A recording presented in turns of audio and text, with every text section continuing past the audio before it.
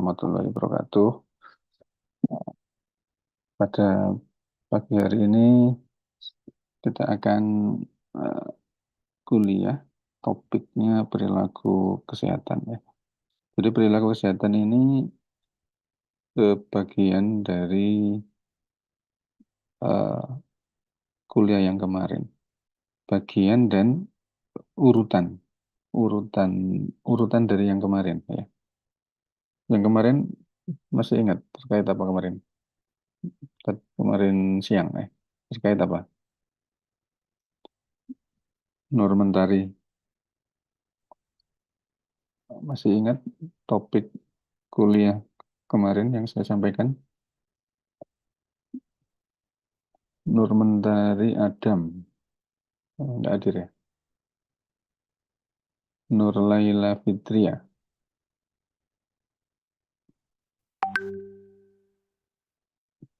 Nur Laila Fitria, enggak hadir juga.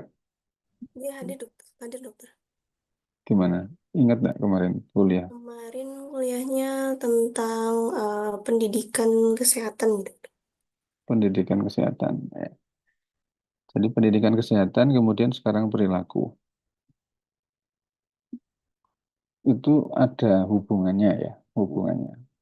Rizal, Rizal Cahya Pramudia, apa kira-kira hubungannya kemarin, kuliah kemarin, pendidikan kesehatan dan perilaku kesehatan? Rizal, nanti yang saya panggil enggak respon dicatat ya, Pak Fahri ya. Ada Nur Mentari, ada Rizal. Ya. Kalau responnya terlambat dicatat juga. Daniel, Daniel Malia Soraya,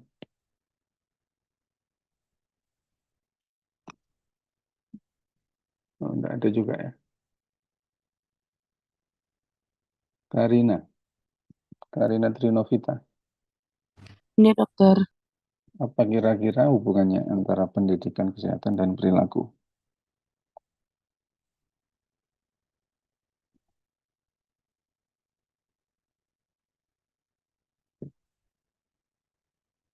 Apa? Kemarin kan pendidikan kesehatan ya. Ada promosi kesehatan. Terus ini perilaku. Apa kira-kira hubungannya?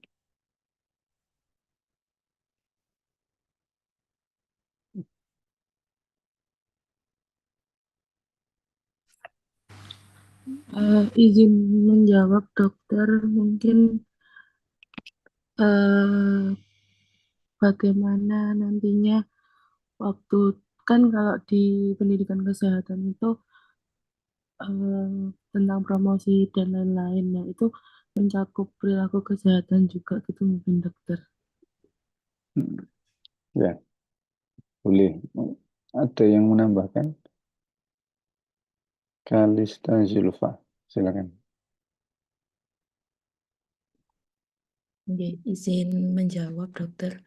Mungkin hubungannya perilaku kesehatan dan pendidikan kesehatan ini, jadi jika perilakunya dari masyarakat sendiri ini tuh akan berpengaruh pada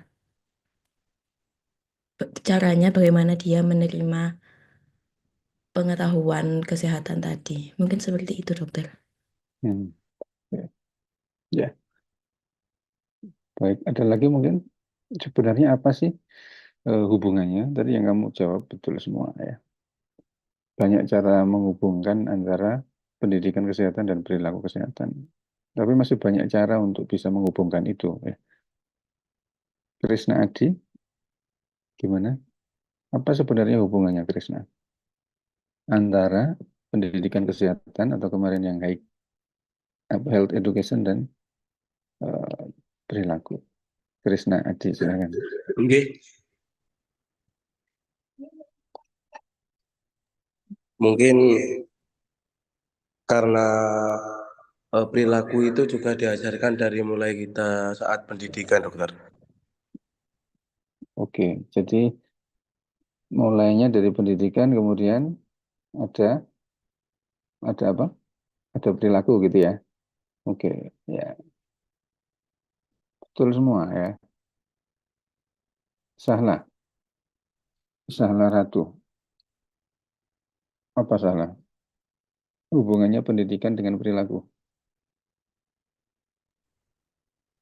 Eh, mungkin karena kalau adanya sudah mengetahui adanya pendidikan itu, maka perilaku itu akan jadi ikut paham gitu dokter tentang bagaimana caranya menjaga kesehatan. Jadi langsung bisa diterapkan, mungkin seperti itu. Ya, oke. Baik, jawabannya betul semua ya. Coba nanti kita cek sebenarnya apa sih nanti hubungannya pendidikan dengan perilaku ini. Coba kita cek. Jadi nanti kita di sini akan berbicara terkait pengertian, domain, teori, sama hubungan dan perilaku hidup bersih sehat. BHBS nanti belajar mandiri di rumah ya, penugasan nanti. Pertama terkait perilaku sendiri. Ini definisi ya, definisi perilaku. Jadi perilaku itu definisinya menurut Skinner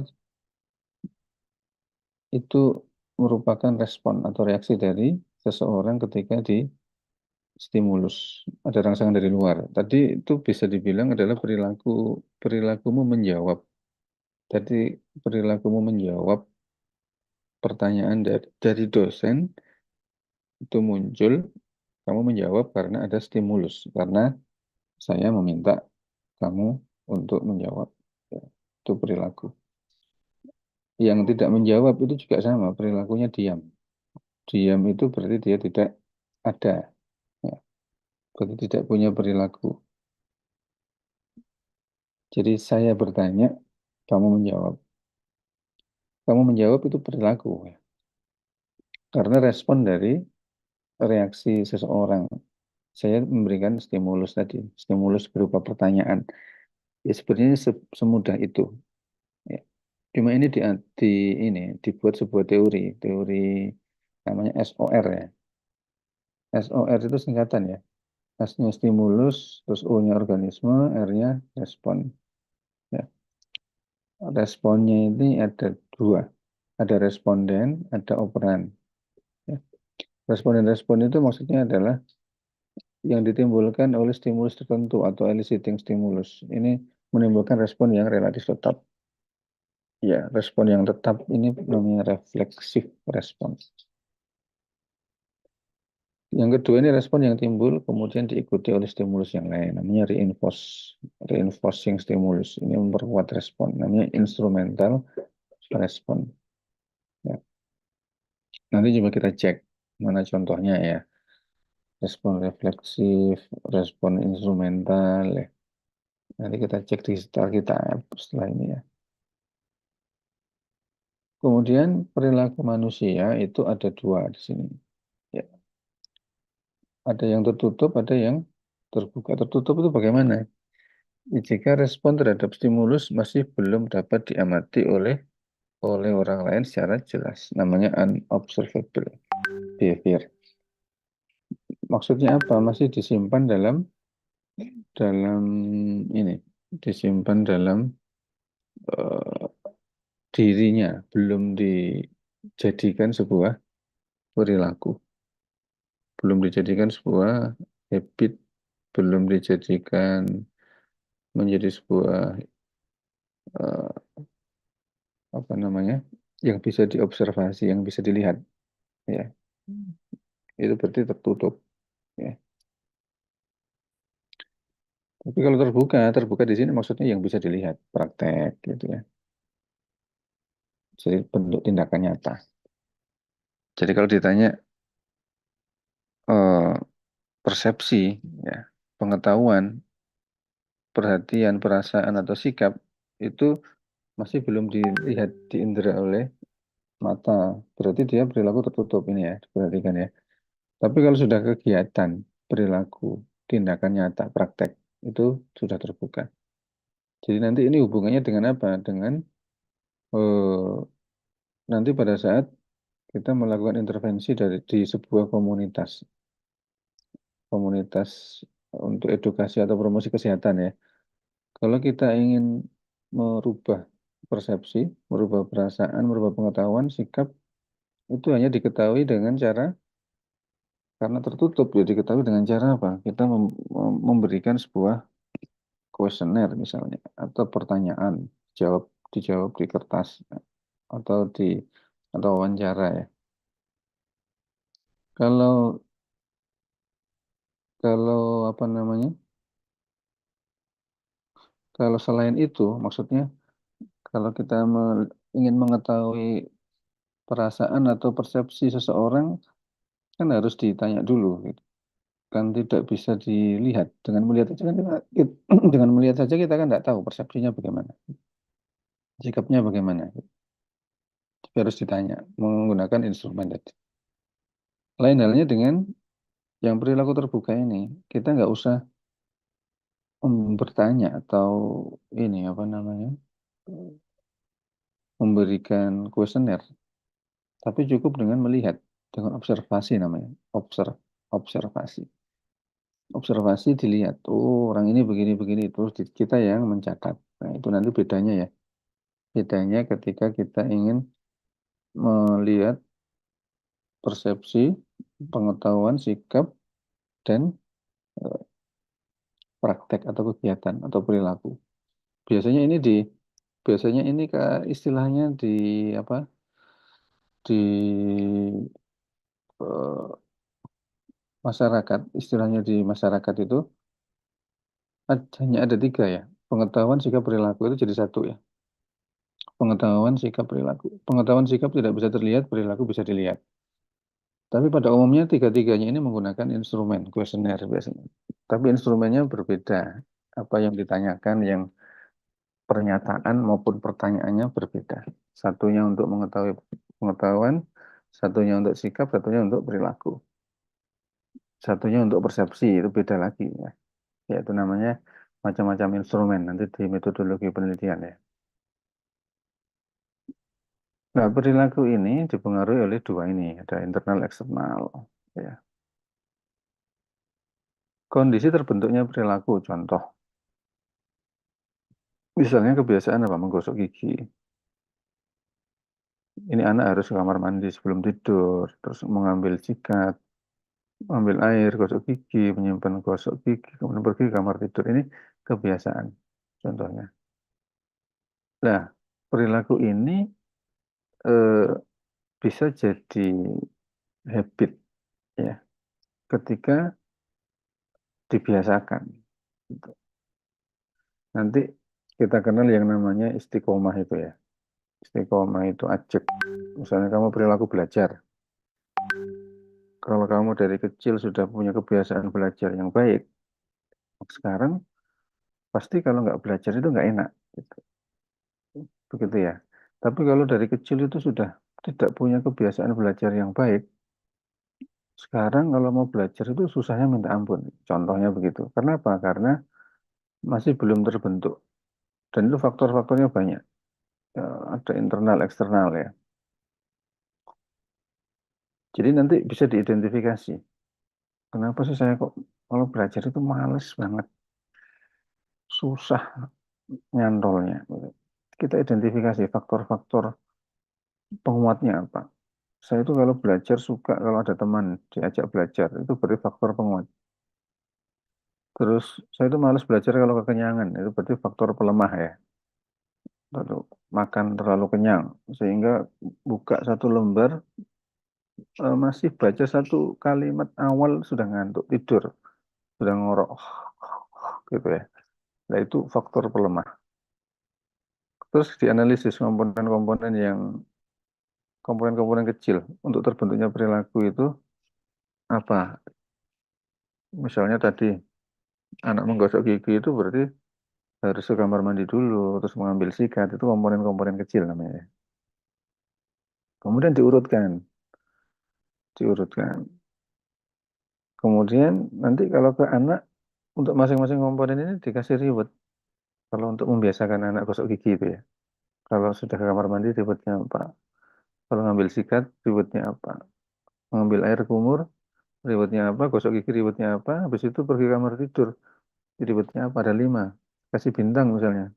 Kalau 5 aktivitas berarti dikasih 5 bintang. Nanti akhir bulan bintangnya dikumpulin, bisa diuangkan. Uangkan jadi es krim, uangkan jadi mainan gitu ya.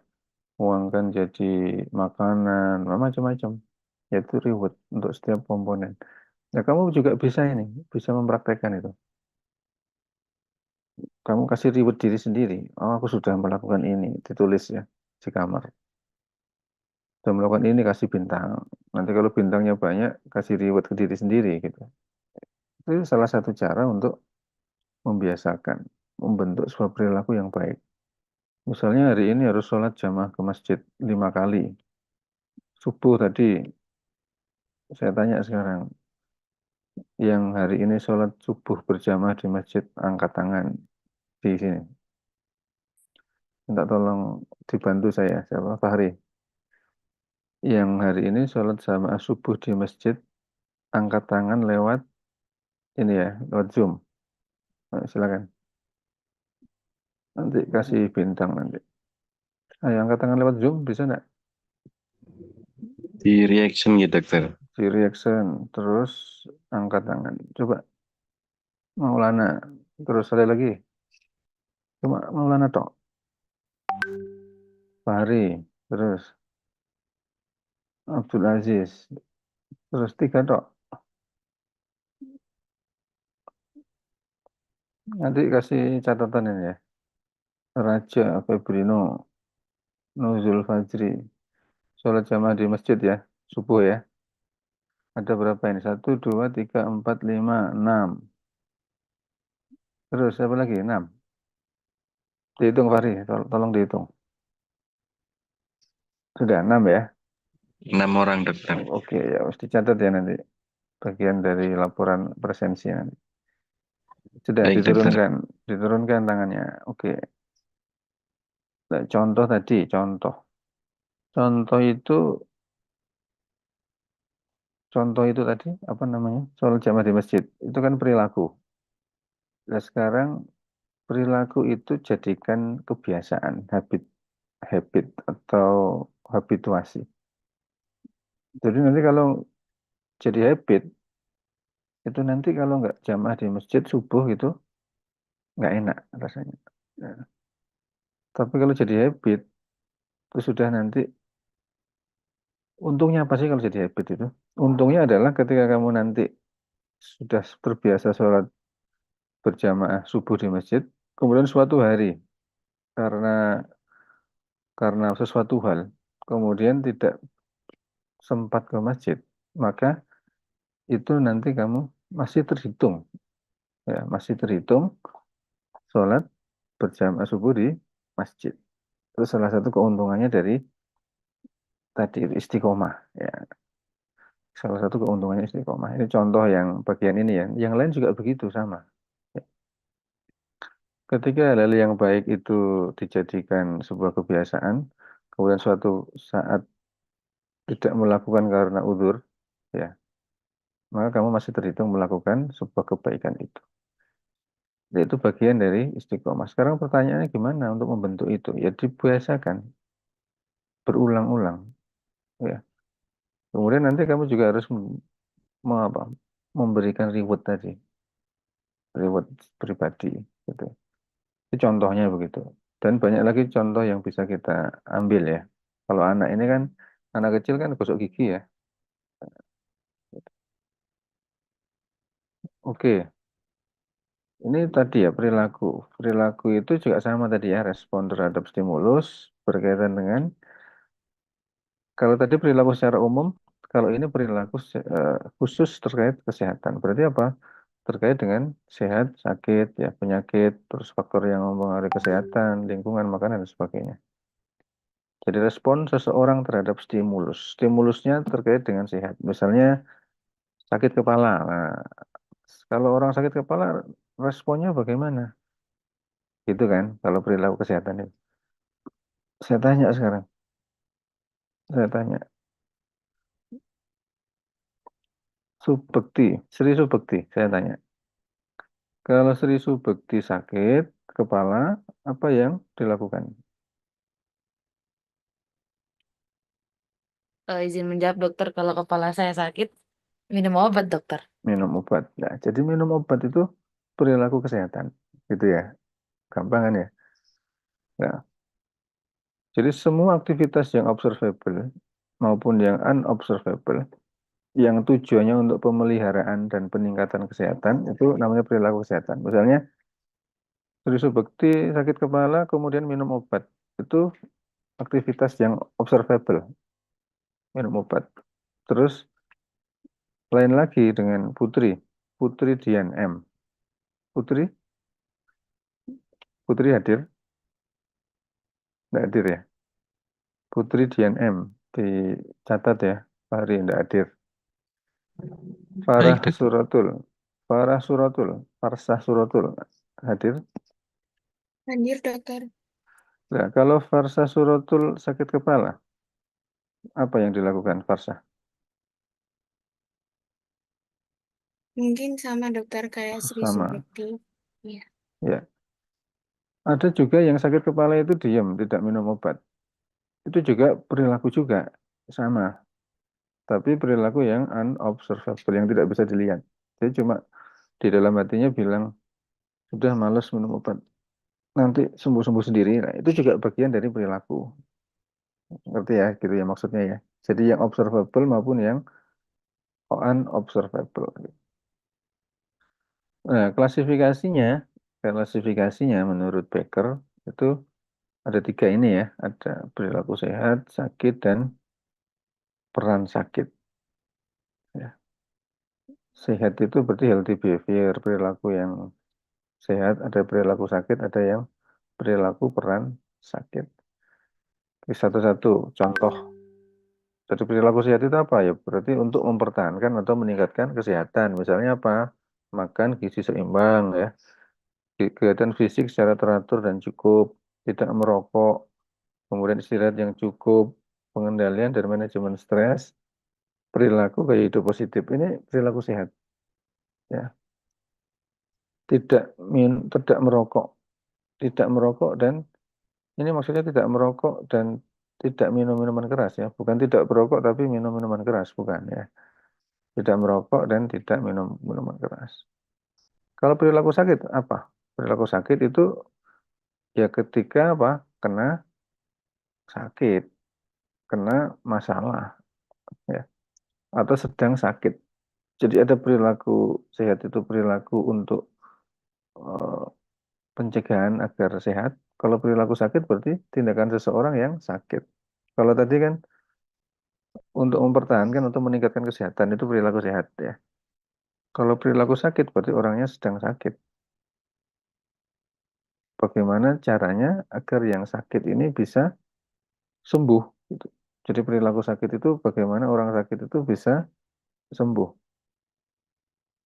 Ada beberapa respon di sini. Pertama tadi diam saja, diabaikan ya. Sakit kepala diam, nanti aja paling sembuh sendiri dibuat tidur gitu. Itu no action. Actionnya diam ya. Diam itu tidur ya. Maksudnya tidak pergi ke puskesmas, tidak ke apotek beli paracetamol, itu tidak. Tapi no action, itu namanya no action ya. Jadi diabaikan sakitnya. Tetap menjalankan aktivitas sehari-hari, tetap kuliah, tetap ini gitu. Tidak dirasa ya. Itu contohnya ya, perilaku sakit. Ada juga yang self treatment. Jadi pilihannya ini sudah ada di sini ya. Kalau perilaku sakit, pertama no action, kedua self treatment itu diobat-obati sendiri tadi seperti caranya Sri Subekti tadi ya. Baik cara tradisional maupun modern. Ada juga yang tradisional, misalnya sakit kepala, udah saya pijat aja dah. Pijat. Kemudian ada juga yang ketiga adalah dengan datang ke vaskes. Tradisional maupun modern. Gitu. Kemudian perilaku peran orang sakit. Nah, ada yang ketiga tadi ya, perilaku peran orang sakit itu kalau dari segi sosiologi orang yang sedang sakit itu punya peran yang mencakup hak dan kewajiban sebagai orang sakit. Contohnya tindakan untuk memperoleh kesembuhan ya. untuk mengenal tahu vaskesnya di mana, melakukan kewajibannya sebagai pasien ya, tidak melakukan sesuatu yang merugikan, terus melakukan kewajiban agar penyakitnya tidak kambuh. Ini contoh-contoh perilaku peran orang sakit. Jadi orang sakit itu kan harus apa? Tindakan untuk memperoleh kesembuhan. Ini terkait dengan tindakan ya. Tindakan untuk memperoleh kesembuhan. Misalnya ini terkait dengan hak dan kewajibannya sebagai orang sakit ya. Kalau orang sakit kan punya hak untuk berobat, kemudian punya hak untuk dilayani di vaskes primer maupun sekunder gitu kan. Itu perilaku. Kemudian menurut Lauren Green, ada teori Lauren Green ini bahwa apa namanya, determinan masalah kesehatan itu ditentukan atau dipengaruhi oleh faktor perilaku dan non perilaku. Maksudnya apa? Determinan masalah kesehatan itu maksudnya orang-orang itu punya masalah kesehatan, faktor-faktor penentu atau penyebab ya. Penyebab masalah kesehatan itu kalau nggak karena perilakunya orang itu ya kalau ya non perilaku. Perilaku misalnya makan pedas, ya itu perilaku. Suka suka makan tidak teratur itu perilaku. Kalau non perilaku apa? Misalnya kecelakaan, misalnya jatuh atau apa namanya? Itu non perilaku ya. Atau trauma ya, trauma. Atau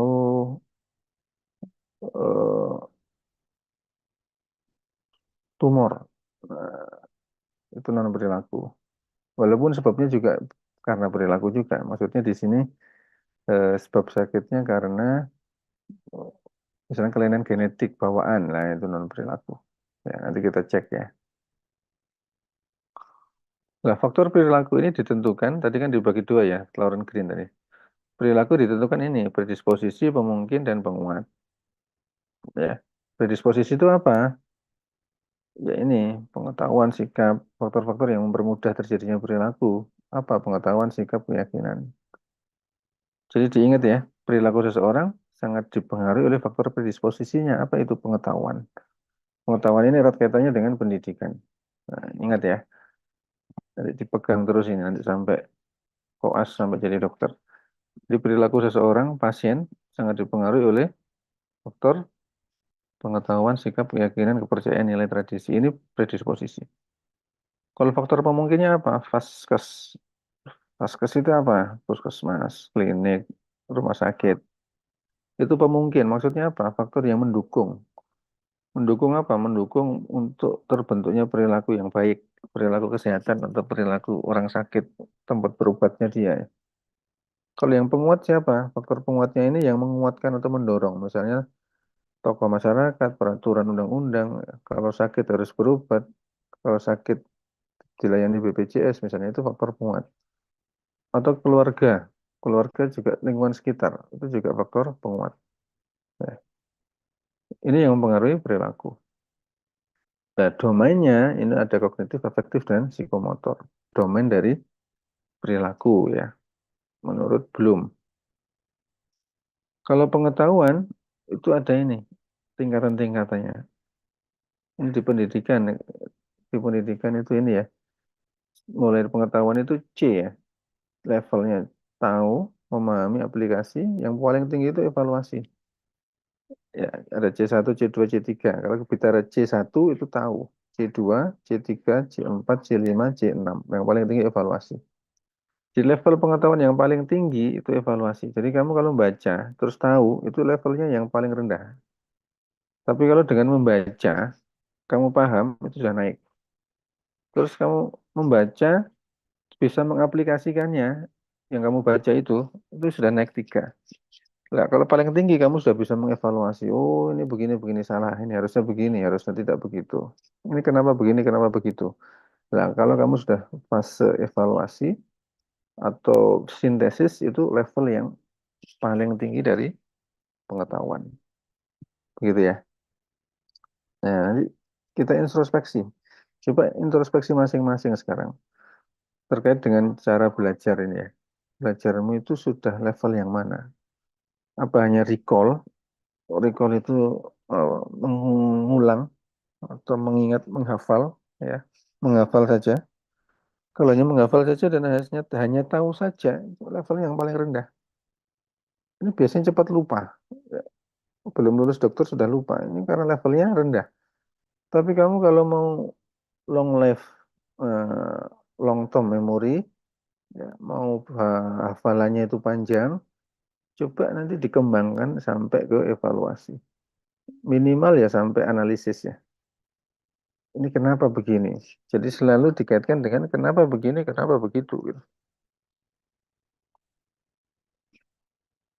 Seperti kuliah saat ini. Kenapa begini? Kenapa kok ada yang namanya perilaku ini? Ada perilaku sehat, perilaku sakit ini apa maksudnya? Untuk apa sih? Gitu kan? Misalnya menghubungkan dengan dunia nyata. Kalau jadi dokter ini untuk apa manfaatnya? Jadi bukan hanya sekedar tahu, oh ini begini, ini begitu. Tapi apa? The next-nya itu apa? Selanjutnya, so what? Gitu. Selalu dikembangkan begitu dalam belajar ya. Oke, pengetahuan ada ini, tahu itu recall, ya. Paham itu tidak hanya sekedar tahu, tapi juga berinterpretasi secara benar. Kemudian aplikasi itu bisa paham objek, sehingga apa? Mampu menggunakannya atau mengaplikasikannya. Kemudian analisis itu berarti bisa apa? Menjabarkan dan memisahkan, kemudian dicari hubungannya.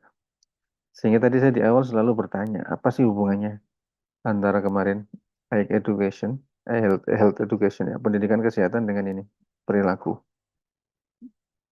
Itu akan merangsang kamu untuk mencoba untuk melakukan analisis. Tadi jawabannya betul semua, tapi tingkatan betulnya itu berbeda. Dari mulai C1, C2 sampai C6. Ada yang sudah bisa mengurutkan, ada yang sudah bisa menganalisis ya. Dan macam-macam begitu. Nah, dari situlah nanti kita tahu ya. Oh, saya sudah bisa menghubungkan ini antara pendidikan dengan perilaku. Harapannya sebenarnya nanti mahasiswa bisa mengetahui dan memahami sebenarnya pendidikan itu ada di mana, perilaku ada di mana. Gitu. Nah, jadi begitu ya terkait pengetahuan. Sintesis itu berarti merangkum. Nah, kalau kamu punya kebiasaan belajar merangkum materi dengan poin-poin, dulu pas blok learning skill kan sudah diajari. Jadi cara nulis take note ya, itu kan ada macam-macam. Itu kalau dipraktekkan, ya nanti hasilnya bisa luar biasa, bisa long term memory. Ya. Kemudian dievaluasi. Evaluasi ini untuk menjustifikasi, menilai berdasarkan kriteria. Oh ini betul, ini salah. Oh, gitu. Gitu. Kemudian yang selanjutnya setelah pengetahuan adalah sikap. Pengetahuan itu tidak bisa dilihat, unobservable ya. Sikap juga begitu sama. Ini juga sama. Responnya tertutup ya. Yang sudah melibatkan faktor pendapat dan emosi yang bersangkutan. Jadi tidak bisa dilihat. Komponen sikapnya apa? Ya bagaimana keyakinan pendapat pemikiran seseorang terhadap objek. Jadi keyakinan, ada pendapat ya. Terus penilaian secara emosional ya. Terus kecenderungan untuk bertindak atau berperilaku terbuka. Jadi sikap ini sudah mendekati observable, mendekati terlihat, bisa diindra sikapnya. Sikapmu terhadap dia bagaimana? Tidak suka. Tidak suka paling tidak dia sudah mengekspresikan ketidaksukaan dengan raut muka misalnya. Dengan verbal atau non-verbal. Ya. Dengan verbal itu kata-kata. Kalau ini sikap lebih arah non-verbal. Non-verbal itu berarti sikapnya merengut. Atau sikapnya itu menolak. Menolak tapi tidak tidak meninggalkan dengan berjalan kaki gitu enggak. Dia masih diam di situ tapi masih disimpan dalam hati. Masih mau pergi meninggalkan itu sikap. Ya. Jadi kecenderungan untuk bertindak atau berperilaku yang terbuka. Itu sudah mendekati keterbukaan ya. Itu sikap. Jadi setelah pengetahuan ada sikap. Setelah sikap baru nanti ada perilaku. Nah, sikap ini ada beberapa domain. Namanya domain ya. Tadi pengetahuan ada 6. Kalau sikap ada 4 ini. Ada menerima, menanggapi, menghargai, bertanggung jawab. Itu adalah sikap. Nah, kemudian menerima itu berarti seseorang mau menerima stimulus. Kalau menanggapi berarti memberikan jawaban tanggapan. Menghargai berarti memberikan nilai positif. Bertanggung jawab berarti ya bertanggung jawab atas apa yang diyakini. Berani mengambil resiko. Ini sikap. 4 domain ya. Nah, kalau praktek itu maksudnya adalah perilaku yang observable tadi, yang bisa dilihat. Nah, secara umum biasanya tidak ditulis praktik gitu enggak ya. Misalnya di kuesioner ya, itu enggak ditulis praktek ini, tapi perilaku. Artinya perilaku itu ya yang observable itu yang dimaksud ya. Kalau di sini di teorinya ini praktek itu ada yang terpimpin, ada yang praktek secara mekanisme, kemudian ada yang adopsi.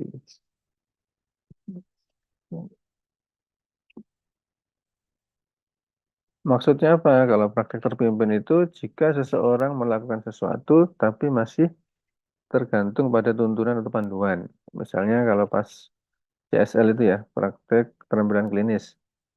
Biasanya maju masih bawa apa kuesioner atau checklist. Nah, itu praktek terpimpin.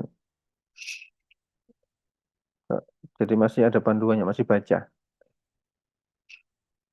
Kalau telah melakukan sesuatu secara otomatis tanpa menunggu perintah, itu secara mekanisme. Berarti dia sudah otomatisasi. Jadi tanpa panduan, itu berarti praktek secara mekanisme. Kalau adopsi bagaimana? Kalau adopsi itu berarti ya tindakan yang sudah berkembang.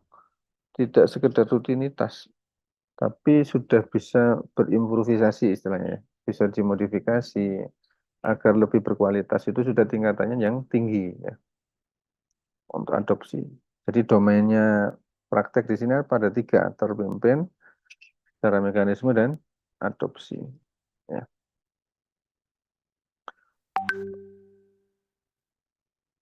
Baik, sampai sini ada yang ditanyakan?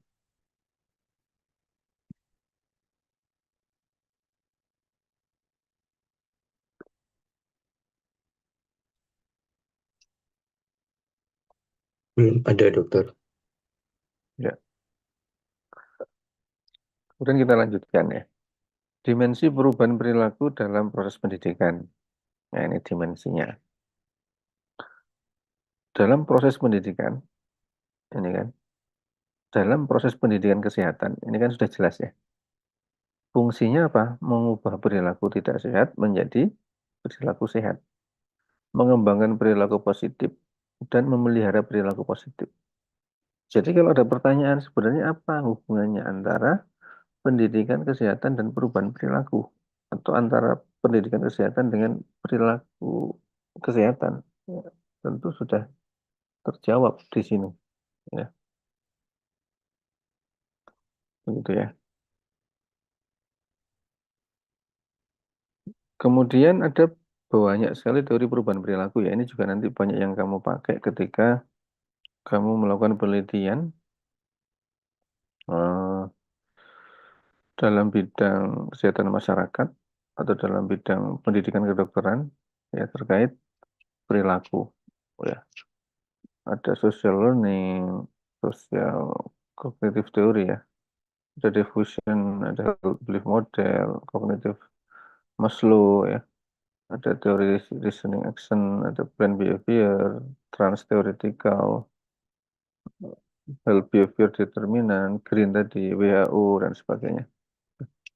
Yang paling terkenal yang biasa kita pakai health belief model ini punyanya Rosenstock, kemudian ada yang punya Prokaska juga ini ya, trans theoretical model ini. Ya. Ini ada beberapa pemetaan terkait teori-teori tersebut secara socio-ekological level. Jadi perubahan perilakunya itu terjadi di level mana? Ada yang level individu, ada yang level interpersonal, ada yang level community atau komunitas. Ya. Kalau level individu, itu teori yang digunakan adalah seperti ini perubahan perilaku kesehatan di individu. Ya. Itu adalah herd belief model. Plan behavior sama trans-theoretical model ini. Ya. Kemudian kalau interpersonal, itu berarti paling tidak ada tiga orang di sini. Karena yang diamati itu interpersonal, hubungan satu dengan yang lain, itu menggunakan social learning theory. Tapi kalau sudah banyak komunitas, menggunakan diffusion of innovation theory. Ya, nanti tinggal konteksnya kita inginnya bagaimana. Eksplorasinya tingkat individu ya, eksplorasi atau observasinya tingkat individu, atau tiga orang yang interpersonalnya hubungannya antara satu dengan yang lain, atau memang secara komunitas.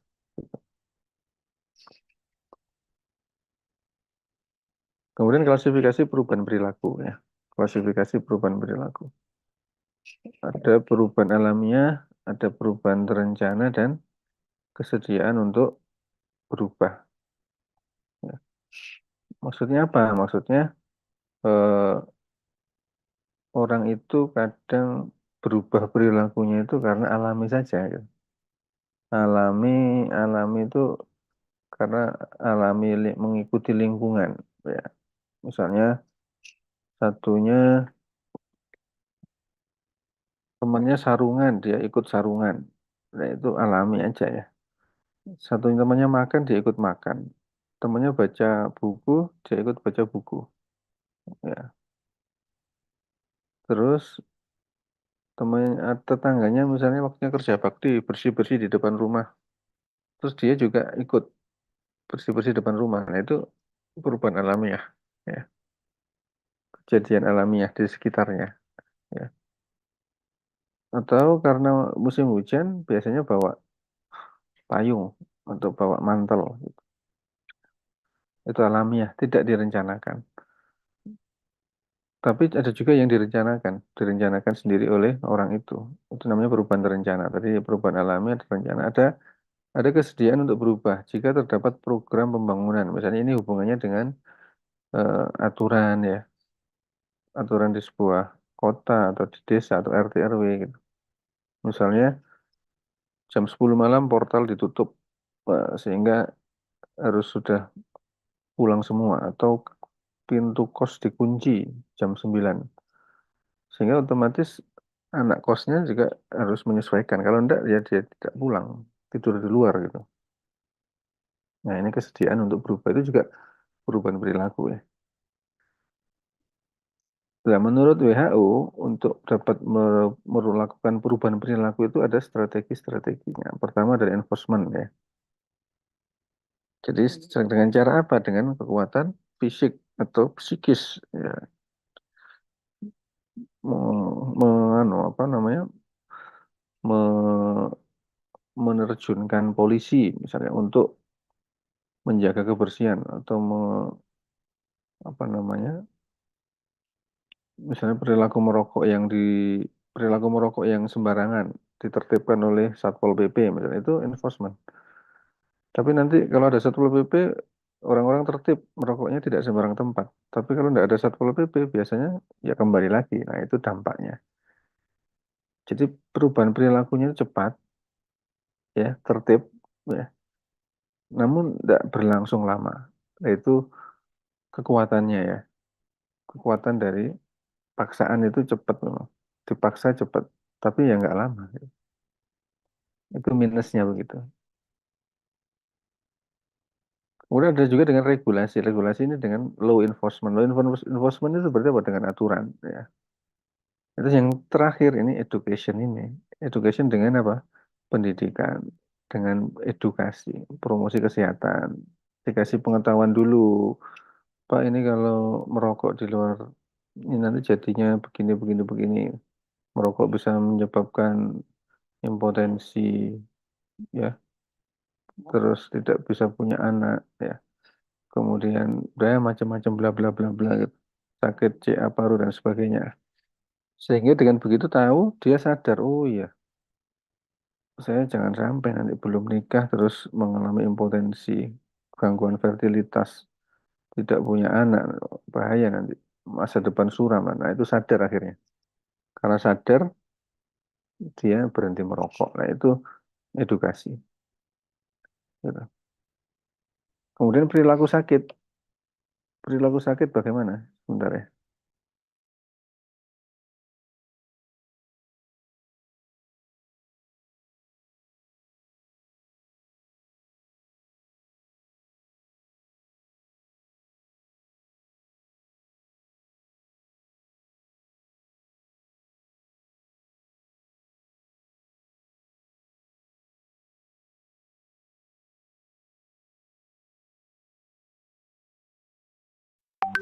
Baik, kita lanjutkan. Jadi variabel yang menyebabkan seseorang bereaksi terhadap sakit. Ya, jadi ketika kita sakit kepala ya, kok pening ya, cekot-cekot ya. Ya, itu ada banyak variabel. Jadi maksudnya eh, banyak variabel yang menyebabkan dia itu bereaksi terhadap sakitnya. Salah satunya adalah gejala. Gejalanya seperti apa? Gejala tanda yang dirasakan. Ya. Terus gejalanya ini serius apa enggak? Kalau nggak serius biasanya kan ya sudah dianggap biasa aja. Tapi kalau serius langsung ke rumah sakit. Gitu. Kalau tiba-tiba bangun tidur kemudian mulutnya menceng merot. Wah, ini kalau dia tidak menganggap serius, oh ya sudah nggak apa-apa ini memang mulut saya atau bibir saya biasanya ya menceng begini nggak serius, ya nggak perlu ke rumah sakit. Tapi kalau ada yang menganggapnya serius, oh ini serius ini. Biasanya saya bangun nggak begini, simetris bibir kanan dan kiri. Terus dia ke rumah sakit. Jadi persepsi terhadap tingkat keseriusan sakitnya.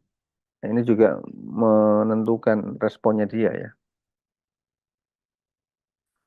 Kemudian banyaknya gejala yang menyebabkan putusnya hubungan keluarga, pekerjaan atau aktivitas sosial lainnya. Artinya parah ya, gejalanya udah parah. Tadi misalnya impotensi, tidak punya anak, fertilitas, sehingga tidak punya anak menyebabkan misalnya eh, bisa dan sebagainya. Gitu. Pekerjaannya tidak mau menerima ya, karena dianggap membawa apa namanya, apa namanya, suasana yang buruk, ya. Begitu, misalnya begitu. Sehingga serius begitu banget ya. Kemudian frekuensi persistensi dari gejala yang atau tanda yang tampak. Yang tampak itu apa? Misalnya matanya merah. Ya, berarti kan biasanya putih ini merah kan, berarti serius harus segera berobat misalnya begitu. Atau nilai ambang sakit. Jadi sakit yang tidak di apa? Tidak bisa ditahan. Sakitnya sangat mengganggu aktivitas. Nah, itu biasanya eh, menyebabkan dia untuk segera berobat. Nah, ini adalah variabel yang menentukan dia itu responnya seperti apa. Kemudian selanjutnya informasi, pengetahuan ya. Kemudian kebutuhan dasar, kemudian kebutuhan bersaing dengan respon sakit. Maksudnya itu kuat mana ini? Sakitnya dengan kuat-kuatan ya. Kemudian interpretasi, perbedaan interpretasi. Ada yang ngomong, oh enggak apa-apa ini nanti sembuh sendiri. Ada yang, oh enggak bisa itu harus minum obat itu biar cepat sembuh gitu. Nah itu juga menentukan dia berangkat apa enggak ke rumah sakit atau ke klinik. Terus tersedianya sumber daya, kedekatan fisik dan biaya. Ini juga menentukan dia berobat apa enggak. Ya. Misalnya puskesmasnya dekat tapi nggak ada yang nganter.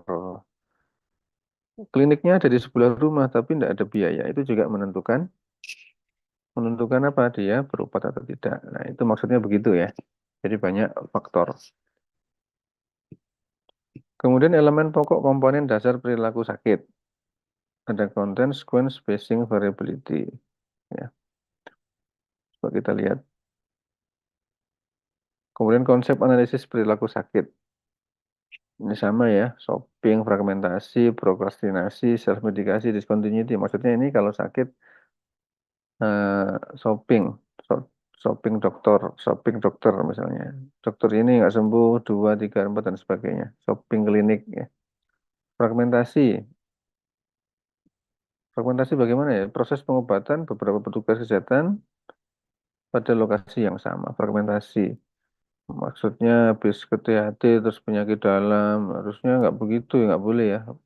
THT penyakit dalam terus kemana-mana.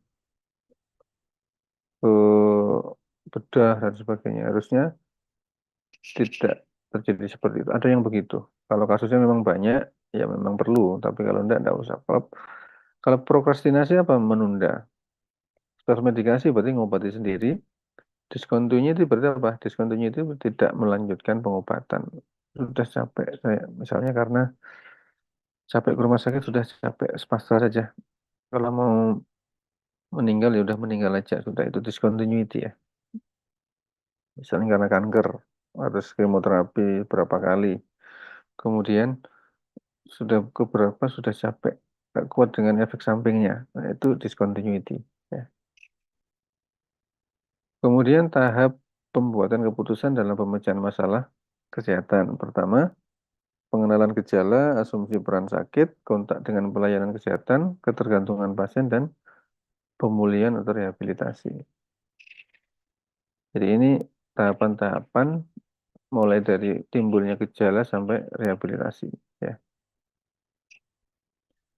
Kemudian hubungan antara status kesehatan dari segi individu dengan dari sudut penilaian orang lain. Ya, contoh, ya. Ini ada tabel ya, ada sehat sakit menurut individu dan sehat sakit menurut orang lain. Ada yang menurut individu sehat, menurut orang lain sehat, itulah yang namanya kesehatan yang normal itu begitu ya. Menurut saya sehat, menurut orang lain sehat. Itu kesehatan yang normal, yang wajar begitu. Tapi ada yang menurut saya sehat, tapi menurut orang lain itu sakit. Ya, berarti kamu itu loh sakit. Misalnya kepalanya benjol, oh enggak apa-apa. Oh. Saya ngomong enggak apa-apa, orang lain ngomong menyampaikan, oh kamu itu kepalamu benjol. Ya, berarti saya termasuk yang deny of illness atau mengingkari sakit. Ada juga yang dari sudut individunya mengatakan sakit saya itu loh pusing sekali, panas dan sebagainya. Terus menurut orang lain, oh enggak apa-apa, kamu enggak tampak sakit. Nah, berarti pura-pura sakit atau hipokondrik, kelainan ini. Tapi ada juga yang menurut saya sakit, terus menurut orang lain juga sakit. Itu berarti sakit beneran. Ya, berarti kesehatannya memang sedang tidak baik-baik saja. Ini berbagai macam hubungan. Ini namanya hubungan ya, hubungan antara persepsi sakit dan persepsi sehat menurut individu dan orang lain. Ini tahap pengalaman sakitnya ya, mulai dari tadi gejala, menerima peranan orang sakit, terus sampai menghubungi pelayanan kesehatan, sampai ketergantungan, sampai ke pemulihan dan rehabilitasi. Ya. Ini cara bacanya bagaimana? Misalnya ini, pengalaman gejala sakit, misalnya sakit kepala. Terus keputusannya ya, berarti kalau sakit kepala, ini ada sesuatu yang tidak beres di saya, sehingga saya kok eh, sakit kepala ya. Kemudian setelah itu menerima peranan orang sakit, melepaskan peran orang sakit. Ya. Ini maksudnya ya sudah kalau memang saya sakit, berarti selanjutnya saya akan mencari cara agar bisa sembuh gitu kan. Dengan cara apa? Ke apotek misalnya atau ke klinik ya. Begitu ya. Bisa juga dengan melepaskan peran orang sakit dengan oh ya sudah ini saya nggak apa-apa. Maksudnya dari begitu ya. Saya nggak apa-apa. Ini saya dalam masa penyembuhan. Karena kemarin habis ngamar misalnya. Itu adalah contoh sebuah keputusan ya. Jadi keputusan di awal. Ya. Terus perilaku tadi berarti terkait minum obat dan sebagainya. Hasilnya nanti bisa menolak, menunda, dan menerima ya. Misalnya dengan misalnya kalau sakit kepala kemudian minum obat, kemudian dia bisa menerima ya, menerima kalau ya sudah saya terima, saya sakit kepala, bolehlah saya minum obat. Itu artinya dia menerima. Tapi ada juga yang menolak, terus nggak usah minum obat, nanti juga sembuh sendiri ya. Itu contoh ya, contoh dari sebuah pengalaman gejala sakit ya. Oke. Kemudian perilaku pencarian pelayanan kesehatan ya. Ini respon jika seseorang sakit, itu pertama tidak bertindak apa-apa, diam di rumah. Dia juga tidak minum obat. Kemudian ada yang mencari pengobatan ke tradisional atau ke apotek ya. Ada juga yang ke klinik atau ke rumah sakit gitu. Kemudian hubungannya apa? Hubungan pendidikan kesehatan dengan perilaku. Ini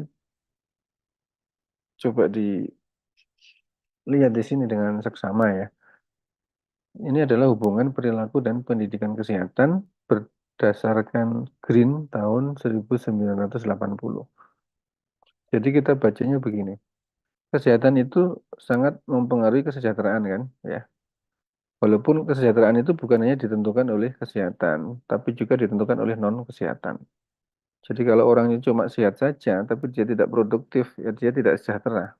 Karena dia tidak menerima achievement atau prestasi atau apa namanya haji atau penghormatan, ya, jadi dia tidak bisa sejahtera. Artinya kesehatan saja tidak cukup untuk sejahtera, tapi juga non kesehatan. Tapi ini nanti fokusnya adalah yang kesehatan ya, karena dengan sehat nanti orang itu bisa lebih gampang dan lebih mungkin untuk mencapai kesejahteraan.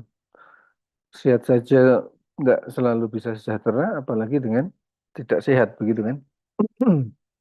Nah, ceritanya kesehatan itu sangat dipengaruhi oleh tadi perilaku dan non perilaku. Nah, perilaku sendiri itu juga ada banyak faktor yang sangat mempengaruhinya. Pertama tadi, ini rangkuman ya. Ada faktor yang eh, predisposing faktor namanya.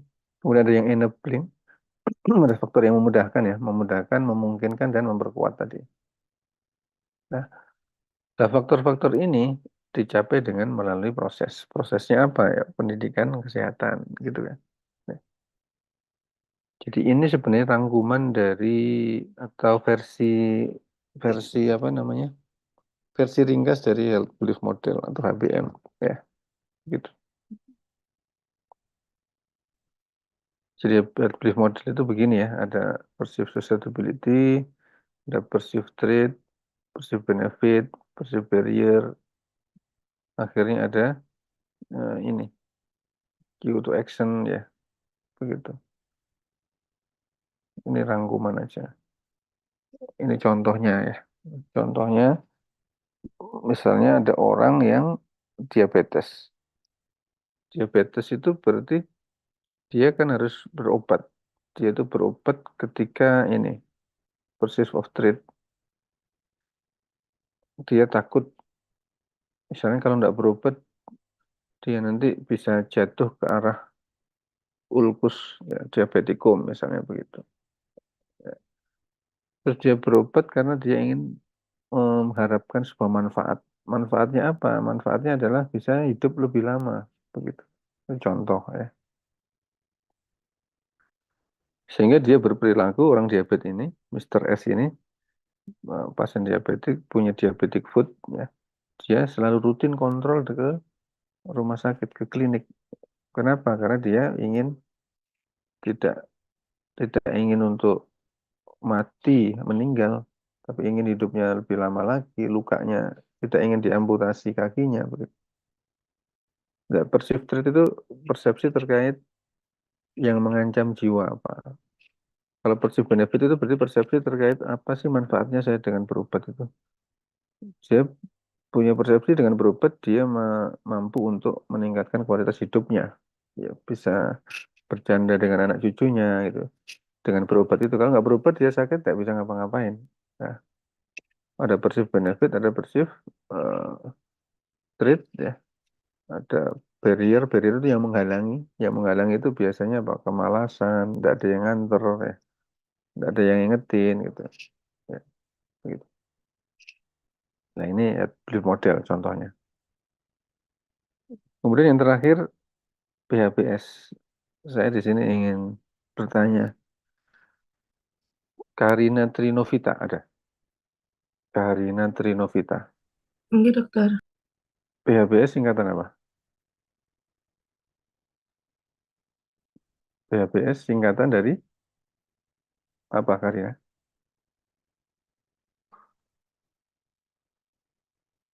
Nggak tahu. Perilaku hidup bersih dan sehat, dokter. Perilaku hidup bersih dan sehat. Ya. Jadi untuk terakhir ini, perilaku hidup bersih dan sehat ini nanti coba dibaca-baca sendiri di rumah ya. Jadi perilaku hidup bersih dan sehat itu bagaimana? Ini banyak sekali leafletnya. Ada yang di tingkat keluarga, ada yang di tingkat kantor, ada yang di tingkat ya, komunitas itu. Perbedaannya seperti apa nanti dicek di apa namanya, dibaca sendiri, belajar mandiri di rumah ya, di kosan ya. Baik, sampai sini ada yang ditanyakan? Saya kira ini sudah selesai. Mudah-mudahan bermanfaat.